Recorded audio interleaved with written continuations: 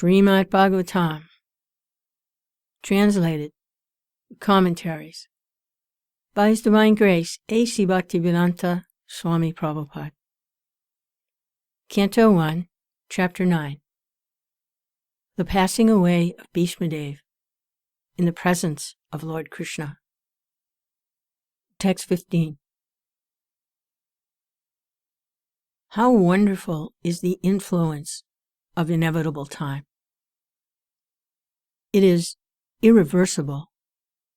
Otherwise, how can there be reverses in the presence of King Yudhisthira, the son of the demigod controlling religion? Bhima, the great fighter with a club, the great bowman, Arjuna with his mighty bow, Gandiva, and above all, the Lord, the direct well-wisher of the Pandavas. Purport. As far as material or spiritual resources were required, there was no scarcity in the case of the Pandavas. Materially, they were well equipped, because two great warriors, namely Bhima and Arjuna, were there. Spiritually, the king himself was the symbol of religion, and above all of them, the personality of Godhead, Lord Śrī Kṛṣṇa, was personally concerned with their affairs as the well-wisher. And yet, there were so many reverses on the side of the Pandavas. Despite the power of pious acts, the power of personalities, the power of expert management, and the power of weapons under the direct supervision of Lord Krishna, the Pandavas suffered so many practical reverses, which can only be explained as due to the influence of Kala, the inevitable time. Kala is identical with the Lord himself, and therefore the influence of Kala indicates the inexplicable wish of the Lord himself. There is nothing to be lamented when a matter is beyond the control of any human being. Text 16. O King, no one can know the plan of the Lord Śrī Kṛṣṇa. Even though great philosophers inquire exhaustively, they are bewildered. Purport. The bewilderment of Maharaj Yudhisthira over his past sinful acts and the resultant sufferings, etc., is completely negated by a great authority like Bhishma, one of the 12 authorized persons. Bhishma wanted to impress upon Maharaj Yudhisthira that since time immemorial, no one, including such demigods as Shiva and Brahma, could ascertain the real plan of the Lord. So what can we understand about it? It is useless also to inquire about it. Even the exhaustive philosophical inquiries of sages cannot ascertain the plan of the Lord.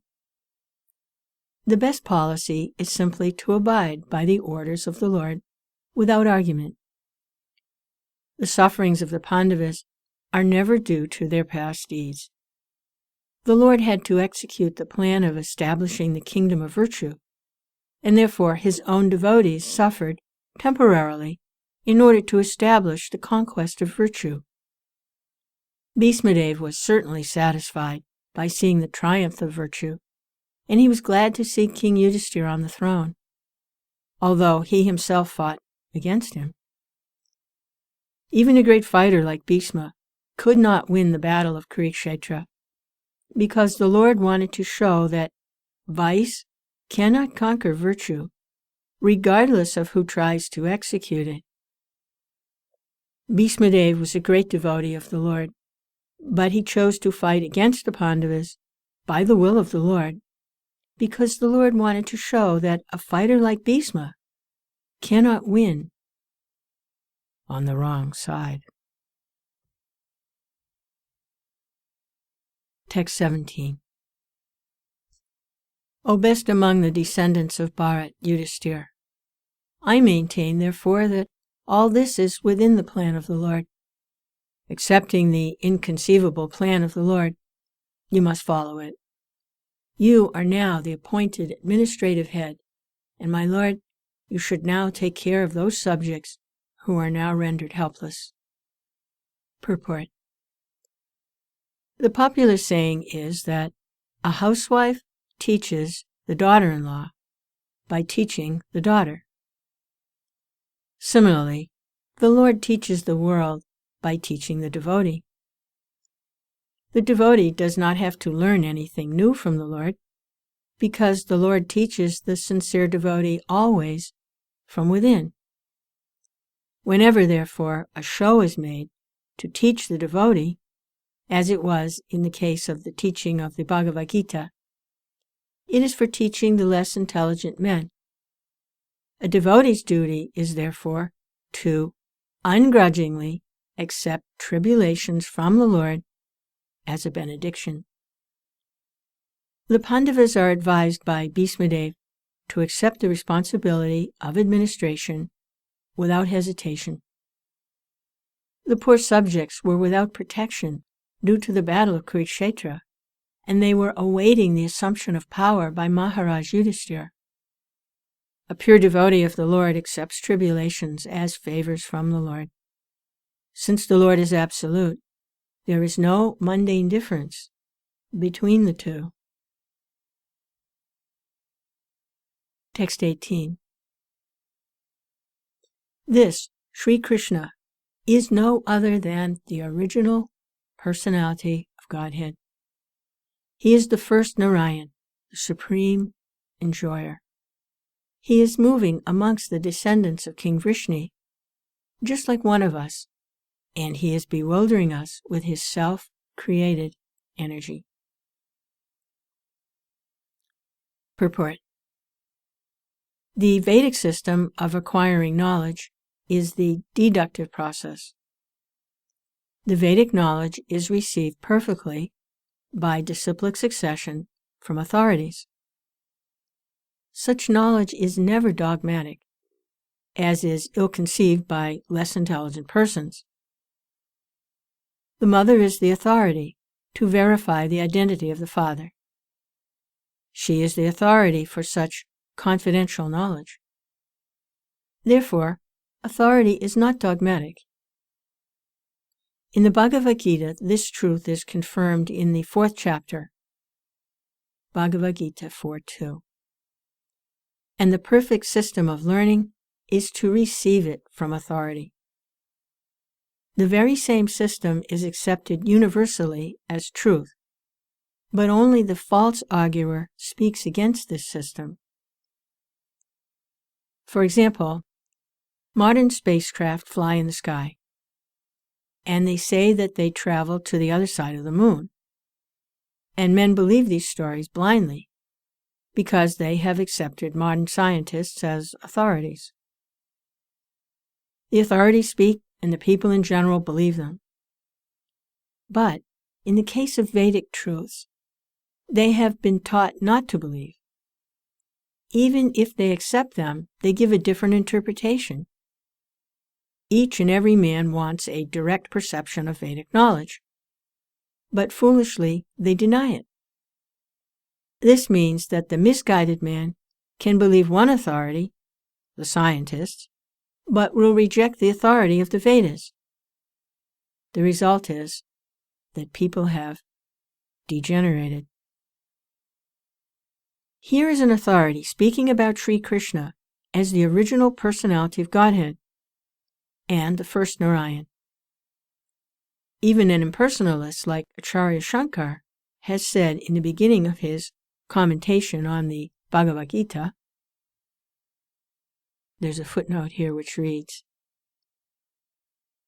Narayana Parovyaktat Anda Avyakta Sambhavan Avyaktantas tu ime loka saptadvipa chamedini. Bhasya of Shankar. End of footnote. that Narayan, the personality of Godhead, is beyond the material creation. The universe is one of the material creations, but Narayan is transcendental to such material paraphernalia. Bhishmadev is one of the 12 Mahajans who know the principles of transcendental knowledge.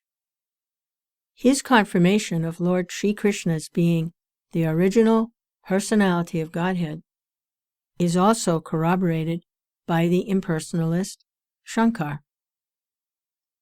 All other acharyas have also confirmed this statement, and thus there is no chance of not accepting Lord Śrī Kṛṣṇa as the original personality of Godhead. Bhishmadev says that he is the first Narayan. This is also confirmed by Brahmaji in the Bhagavatam 10:14-14. Krishna is the first Narayan.